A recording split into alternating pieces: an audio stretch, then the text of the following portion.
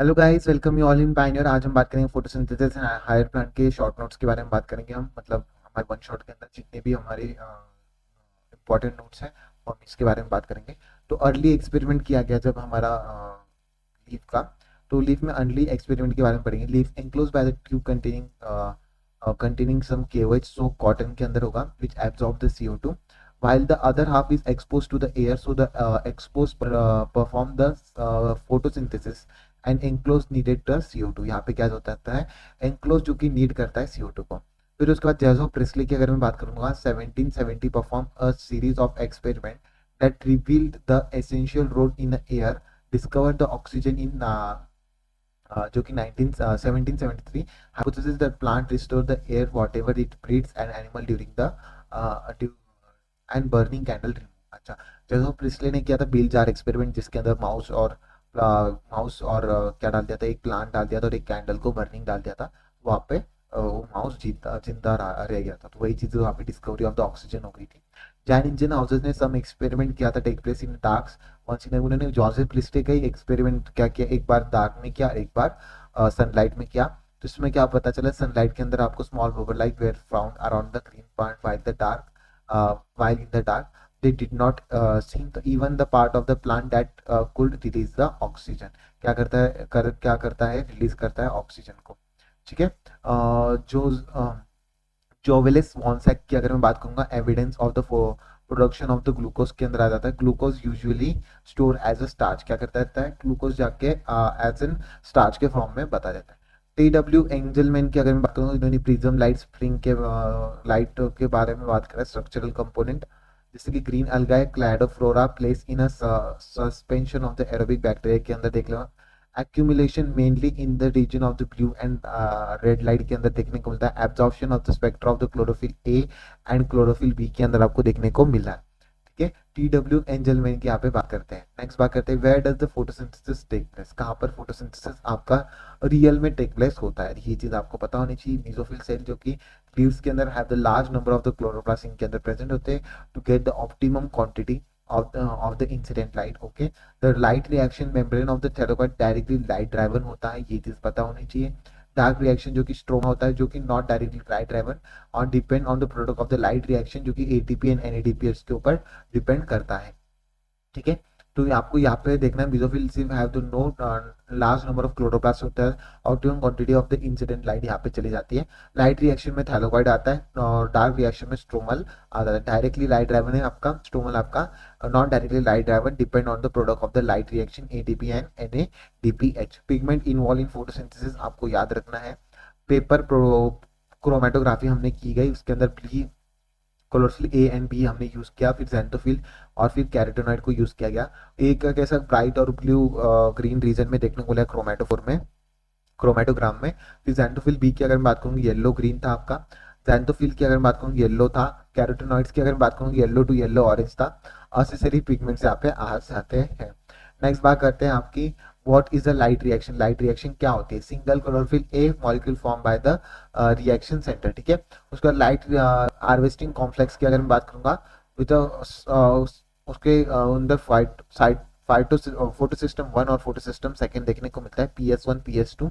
तो PS1 और PS2 के आपको एब्जॉर्प्शन रेट देखना पड़ेगा, कि क्लोरोफिल एक ही बारे में हम लाइट रिएक्शन में पढ़ते हैं। तो absorption of peak at 700 nanometer और फोटो सिस्टम सेकेंड की एब्जॉर्प्शन पीक है 680 नैनोमीटर, अगर आपको ये पता होगा। ये चीज मैंने आपको अच्छी तरीके से बता दी, क्लोरोफिल ए और बी वाली, ये चीज आपको याद भी रखनी है। नेक्स्ट बात करते हैं इलेक्ट्रॉन ट्रांसपोर्ट सिस्टम, यहाँ पे आ जाते हैं। Electron transport system Z scheme बना देता है। इसको आप नॉन इसको आप क्या कह सकते हो, नॉन साइक्लिक फोटोफॉस्फोराइजेशन भी कह सकते हो, जिसके अंदर क्या हो जाता है, लाइट हार्वेस्टिंग कॉम्प्लेक्स चले जाता है। सनलाइट इसको मिलेगी, जब मिलेगी तो इससे इलेक्ट्रॉन रिलीज होगा, यहाँ पे इलेक्ट्रॉन आ चला गया। फिर उसके बाद इलेक्ट्रॉन एक्सेप्ट करने के लिए फिर से ही नीचे जाएगा, फिर से वो लाइट को रिलीज देगा, फिर फोटो सिस्टम 1 के ऊपर फिर से ऊपर जाएगा, क्या जाएगा, फिर से ऊपर जाएगा। इलेक्ट्रॉन एक्सेप्टर आ जाएगा, electron acceptor photo system second की यहाँ पे बात करेंगे। फिर उसके बाद ADP और inorganic phosphate electron transport system में चले जाते हैं। फिर से यहाँ पे लाइट हार्वेस्टिंग कॉम्प्लेक्स में जाते हैं। फिर से यहाँ पे क्या होगा, इलेक्ट्रॉन का लाइट आएगी, इलेक्ट्रॉन एक्साइट होगा, इलेक्ट्रॉन एक्साइट होने के बाद इलेक्ट्रॉन रिलीज होगा।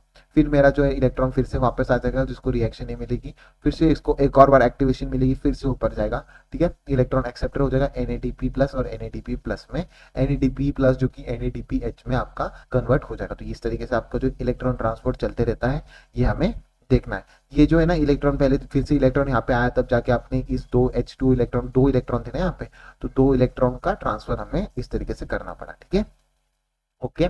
तो नेक्स्ट बात करते हैं अभी हम हमारे स्प्लिटिंग ऑफ द वाटर की यहाँ पे बात करेंगे। एसोसिएशन विद द PS2 से एसोसिएशन होता है स्प्लिटिंग ऑफ वाटर। ये चीज बहुत ही ज्यादा इंपॉर्टेंट याद रखनी है। PS2 कहाँ पे लोकेटेड होता है? आपका मेम्ब्रेन ऑफ द थैलाकॉइड के अंदर आपको PS1 देखने को मिलता है। PS2 और भी देखेंगे, PS1 PS2 कहाँ कहाँ पे प्रेजेंट होते हैं, ये चीज आप देखेंगे। तो cyclic and non cyclic photophosphorylation की अगर मैं बात करता हूँ, ATP synthesis by the cell in mitochondria of chloroplast के अंदर नेम एज अ फोटोफॉस्फोराइजेशन। क्या कहते हैं उसको? फोटोफॉस्फोराइजेशन यहाँ पर कहते हैं। तो PS2 और PS1 की प्रोसेस को कहते हैं नॉन साइक्लिक फॉस्फोराइजेशन, जहाँ पे आपको PS1 PS2 का इन्वॉल्वमेंट देखने को मिलता है, जहाँ पे एडीपी सिंथेसिस भी होता है और एटीपी सिंथेसिस भी होता है। उसको जेड स्क्रीन के नाम से भी हम जानते हैं। तो काइंड ऑफ इलेक्ट्रॉन यहाँ पे सिंथेसिस होते हैं। Lamella of the grana, lamella जो था ग्रेना का, जो आपका क्लोरोप्लास्ट का जो लैमेला था ग्रेना का, उसके अंदर फोटोसिस्टम 1 भी प्रेजेंट होता है, फोटोसिस्टम सेकंड भी प्रेजेंट होता है। फोटोसिस्टम सेकंड की अगर मैं बात करूँ, स्ट्रोमा लैमेले मेम्ब्रेन होता है, उसके अंदर लैक करता है photosystem second, as well as NADPH reductase enzyme इनके अंदर देखने को नहीं मिलता है। स्ट्रोमा लैमेले के अंदर आपको सिर्फ फोटोसिस्टम कौन सा देखने को मिला? 1, जहाँ पे सिर्फ ATP सिंथेसिस होगा, वहां पर नो NADPH2 नहीं देखने को मिलेगा। Wavelength beyond the 680 nanometer are available for excitation. यहाँ पे बियॉन्ड 680 नैनोमीटर की अगर इनको लाइट मिलती है, तब जाके यहाँ पे एक्साइटेशन होता है। नेक्स्ट बात करते हैं यहाँ पर इस तरीके की आपकी आ गई है इस तरीके का आपका साइक्लिक फोटोफॉस्फोराइजेशन का यहाँ पे बात करें। नॉन साइक्लिक की मैंने ऊपर बता दी थी। इस तरीके से लाइट आएगी, इस तरीके से इलेक्ट्रॉन आपका ट्रांसफर होगा, फिर से इलेक्ट्रॉन जाएगा, फिर आपका फोटो सिस्टम 1 में इस तरीके से इलेक्ट्रॉन ट्रांसपोर्ट सिस्टम में चले जाएगा। एडीपी से इनऑर्गेनिक फॉस्फेट से एटीपी बनेगा और फिर से इस तरफ यहाँ पे इलेक्ट्रॉन यहाँ पे आ जाएगा, फिर से लाइट आएगी, फिर से एक्साइट होगा H2, फिर से इलेक्ट्रॉन छोड़ेगा, फिर से इस तरीके की साइक्लिक चलती रहेगी। नेक्स्ट बात करते हैं कीमो ऑस्मोटिक हाइपोथेसिस, जो कि कभी कभी इसके ऊपर आ जाता है। इसकी डायग्राम के ऊपर बहुत सारे क्वेश्चन बन जाते हैं, तो इनको आपको याद रखना है। How the ATP synthesis in chloroplast की यहाँ पे बात करता है। Like respiration of the photosynthesis to the ATP synthesis, they link by the development of the photon gradient across the membrane. यहाँ पे क्या होता है? अक्रॉस द मेम्ब्रेन के वजह से यहाँ पे लिंक्ड होता है। This time the proton accumulation is towards inner membrane, और इनर मेम्ब्रेन के अंदर आपको प्रोटॉन का एक्युमुलेशन देखने को मिलता है। In the lumen of the proton accumulation in the inner membrane space of the mitochondria, क्या हो जाता है? Inner membrane space of the mitochondria में चले जाता है। तो आपको देखना है इस तरीके से आपका जो इलेक्ट्रॉन का ट्रांसफर यहाँ पे पूरा ल्यूमेन के अंदर H+ का चले जाएगा। फोटो सिस्टम 1 से इलेक्ट्रॉन आपका साइटोक्रोम BF से चले जाएगा, फिर उसका साइटोक्रोम 1 से लेकर इस तरीके से यहाँ पे H2 का कॉम्बिनेशन आ जाएगा। H2 आपका F0 F1 से ADP से ATP सिंथेस करेगा, इस तरीके से आ जाएगा। तो इसमें ये वाला डायग्राम भी आपका इंपॉर्टेंट है, आपके इसके अंदर दे रखा है। फोटो सिस्टम 1 के थ्रू ही आपका NADPH का रिलीज होता है, फोटो सिस्टम सेकेंड में यहाँ पे नहीं देखने को मिला। Whereas the ATP and NADPH जो कि यूज होता है। मेल्विन कैल्विन की अगर मैं बात करूंगा, रेडियो एक्टिव जो कि C14 unicellular अलगाई present, unicellular green अलगाई जो कि क्लोरेला होता है, उसके वजह से होता है। Study let discover the first CO2 fixation product was a 3 carbon oxygenic organic acid के अंदर देखने को मिलता है। First CO2 fixation is a C3 acid जो कि PGA होता है, C3 पाथवे करता है। ठीक है, फर्स्ट CO2 फिक्सेशन इन C4 एसिड जो कि OA ऑक्सिलो एसिटिक एसिड जो कि C4 पाथवे को चूज करता है। इस तरीके के आपके C4 पाथवे और C3 पाथवे में आप जब डालते हो, आपका जो है ATP और NADPH का जो है क्या होता है, ADP और NADPH2 का यूजमेंट यहाँ पे होता है। मेल्विन कैल्विन के अंदर यूज रेडियो एक्टिव जो आता है यूनिसेलुलर ग्रीन अलगाई क्लोरेला के अंदर देखने को मिलता है। Study let discover the first CO2 fixation product यहाँ पे देखने को मिलता है, वो 3 कार्बन ऑर्गेनिक एसिड होते हैं आपके। फर्स्ट CO2 फिक्सेशन इन C3 साइकिल में PGA होता है। फर्स्ट CO2 फिक्सेशन इन C4 एसिड में C4 पाथवे में OOA होता है। ठीक है, तो ये आपको याद रखना है। तो कौन फिक्स करता है CO2 को? पहले जो Calvin cycle in stroma chloroplast के अंदर देखेंगे आप, तो इसमें अंदर कार्बोक्सिलेशन होता है, fixation of the CO2 stable होता है, RUBP आपका जो है PGA में कन्वर्ट होता है, फिर फॉस्फोग्लिसरेट में हो जाता है, फिर PGA आपका जो है CO2 को फिक्सेशन करता है ठीक है। उसके बाद रिडक्शन प्रोसेस होता है, 2 मॉलिक्यूल ऑफ एटीपी यहाँ पे देखने को मिलते हैं फॉस्फोराइजेशन में, 2 एनएडीपीएच भी देखने को मिलते हैं, रिडक्शन ऑफ द पर CO2 मॉलिक्यूल यहाँ पे देखने को मिलेगा। तो यहाँ पे अगर आपको fixation of the 6 CO2 molecule 6 turn आपको केल्विन साइकिल को रिक्वायर करेगा, 1 मॉलिक्यूल ऑफ द ग्लूकोज मिलेगा, तब जाके फ्रॉम दिस पाथवे क्या होगा कि आपको 6 टाइम्स जब करोगे तब जाके आपको 1 मॉलिक्यूल ऑफ ग्लूकोज ये फ्रॉम द पाथवे से आपका देखने को मिलेगा। ठीक है। उसके बाद बात करते हैं रीजनरेशन की। अगर मैं बात करूंगा रीजनरेशन की, अगर मैं बात करूंगा, require the 1 ATP and phosphorylation to the RuBP from the every CO2 molecule से आपका देखने को मिलेगा। Molecule entering the Calvin cycle 3 molecule of ATP and 2 of NADPH and are required. यहाँ पे 2 NADPH यहाँ पे भी रिक्वायर होते हैं। तो हमें रीजनरेशन के तो ये चीज आपको याद रखनी है। तो टोटल नेट गेन के बारे में बात करते हैं अभी हम। ये आपकी केल्विन साइकिल है, जिस तरीके से आरयूबी आपका 3 कार्बन पीजीए में कन्वर्ट हो गया, यहाँ पे CO2 फिक्सेशन होगा, यहाँ पे 6 टाइम चल रहा है ये, 6 एटीपी आपका 6 एडीपी से एडीपी में कन्वर्ट हो जाएगा, और एक 6 NADPH से 6 NADPH प्लस में कन्वर्ट हो जाएगा। उसमें दो 6 एटीपी आपके लग गए। फिर उसके बाद एक और बार जाएगा तो फिर से यहाँ पे क्या होगा, 3 एटीपी मेरे फिर से लगेंगे 3 ADPH से रिडक्शन में, और मतलब रिडक्शन में हो जाए रीजनरेशन में, रिडक्शन हो गया, रीजनरेशन में फिर से आपको एक एटीपी देना पड़ता है, मतलब 3 एटीपी से एडीपी आपको देखने को मिलता है। तो आई होप आपको समझ में आ गया होगा कितने हमने मॉलिक्यूल ऑफ द एटीपी को यूज किया है, किस तरीके से। यहाँ पे 2 मॉलिक्यूल ऑफ एटीपी यहाँ पे यूज किया पहले, और उसके बाद रीजनरेशन में यहाँ पे फिर से हमने 2 molecule of ATP Calvin cycle 3 molecule of ATP and 2 molecule of NADPH2 are यहाँ पे रिक्वायर रीजनरेशन में। फिर से टोटल केल्विन साइकिल की यहाँ पे बात कर रहे हैं, 3 molecule of ATP and 2 molecule of NADPH2 require होते हैं। ठीक है। उसके बाद बात करते हैं हमारा टोटल इन एंड आउट का प्रोसेस यहाँ पे दे रखा है। 6 CO2 जाते हैं हमारे 6 ग्लूकोज को ऐड करने के लिए 6 CO2 लगते हैं, 18 एटीपी लगता है, 12 NADPH2 लगते हैं, मतलब 3 के टेबल से 3 से इंटू 6 करो, और यहाँ पे 2 से इंटू 6 करो, इस तरीके से आपको देखने को मिलेगा। 16 NADPH2 और 12 NADP 16 ADP and 12 NADPH NADP आपको मिलते हैं। ठीक है। नेक्स्ट बात करते हैं अभी हम हमारी C4 पाथवे, जो कि बहुत ज्यादा इंपॉर्टेंट हो जाती है। C4 पाथवे क्या हो जाता है, particularly large cell around the vascular bundle के अंदर देखने को मिलता है, बंडल सीथ सेल में। उसके बाद आपको जो है लार्ज वस्कुलर बंडल आपको ज्यादा से ज्यादा इनके अंदर देखने को मिलता है। नेक्स्ट बात करते हैं यहाँ पे cell of the leaf have the I have such anatomy, kranz anatomy C4 pathway में देखने को मिलती है, इसलिए इसको C4 पाथवे, क्योंकि अंदर वस्कुलर बंडल एक एक्सट्रीमली प्रेजेंट होते हैं। यहाँ पे number of the chloroplast, thick wall, impervious for gases, यहाँ पे नो इंटरसेलुलर स्पेसेस होती है, तो यहाँ पे गैसेस का एक्सचेंज इजीली पॉसिबल नहीं होता है। ठीक है।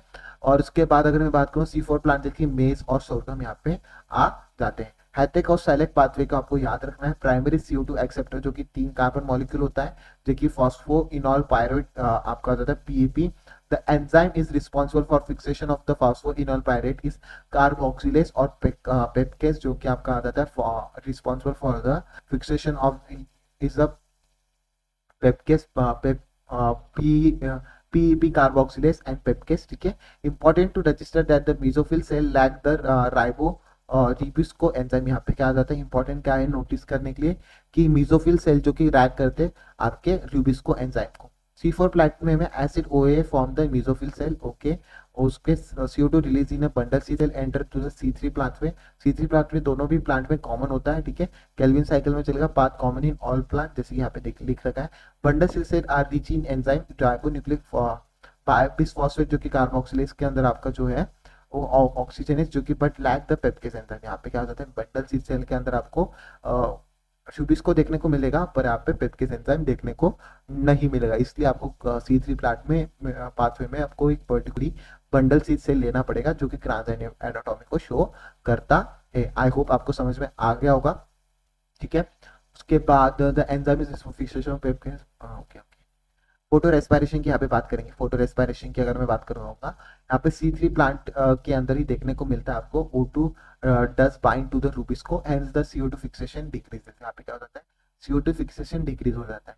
RUBP instead of being converted into 2 molecule of PGA binds with the O2 to form the 1 molecule of the phosphoglycerate and phosphoglycerate carbon के अंदर पाथवे में फोटो रेस्पिरेशन में कर देता है। तो CO2 का फिक्सेशन आपको यहाँ पे करना है, जहाँ पे CO2 का फिक्सेशन आपका O2 के साथ फिक्सेशन होना चाहिए C3 प्लांट का, और CO2 का फिक्सेशन कम होना चाहिए, इसलिए नेट सिंथेसिस यहाँ पे net synthesis is sugar, no synthesis of ATP and NADPH बिल्कुल भी नहीं बनते हैं।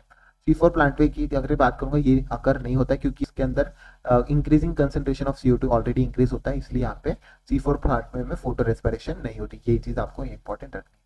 यहाँ पे हमने क्या किया, C3 प्लांट में रुबिस्को के साथ CO2 अगर करोगे तो आपको 3 टाइम्स ऑफ द PG देखने को लेगा रुबिस्को, तो ये हमें नहीं चाहिए फोटो रेस्पिरेशन करने के लिए। ठीक है, नेक्स्ट बात करते हैं फैक्टर्स अफेक्टिंग द फोटोसिंथेसिस की। अगर मैं बात कर दूंगा तो यहाँ पे फैक्टर्स अफेक्टिंग केमिकल प्रोसेस जो कि ब्लैकमैन ने दिया था, लॉ ऑफ लिमिटिंग फैक्टर।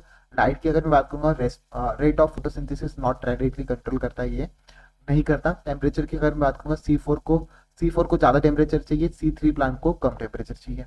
उसके बाद कार्बन डाइऑक्साइड कंसेंट्रेशन की अगर मैं बात करूंगा, C4 plant does not show the saturation at the 360, और C3 प्लांट की अगर मैं बात करूंगा तो सैचुरेशन 450 के ऊपर हो जाता है। ठीक है, इनको CO2 का कंसेंट्रेशन यहाँ पे increasing and saturation is only beyond the, देखने को तो कार्बन डाइऑक्साइड जैसे आपको पता है ना कम हो गया, तो इसलिए इसके अंदर फोटो रेस्पिरेशन नहीं होता है, होता है C4 प्लांट में नहीं होता है। ठीक है, तो इसलिए CO2 is a limiting factor for the C3 plant. तो plant response for the CO2 is showing the increasing rate of photosynthesis leading to the higher productivity has been green house. अगर आपको प्रोडक्टिविटी बढ़ानी है तो उनको green house में करवाना पड़ेगा, सच टोमेटो एंड बेल पेपर के अंदर आपको आ जाएगा, तो ये आपको याद करना है। नेक्स्ट बात करते हैं water is a factor is more than through the it's affect on the plant. ऐसा कुछ वाटर का लिमिटिंग फैक्टर अभी तक हमने देखा नहीं है। तो इसी के साथ आपका जो है पूरा फोटोसिंथेसिस इन फ्लावरिंग प्लांट यहाँ पे खत्म होता है। आई होप आपको अच्छा लगा होगा, तो do like comment and subscribe करना मत भूलना। Thank you so much, see you in next video. Thank you so much guys.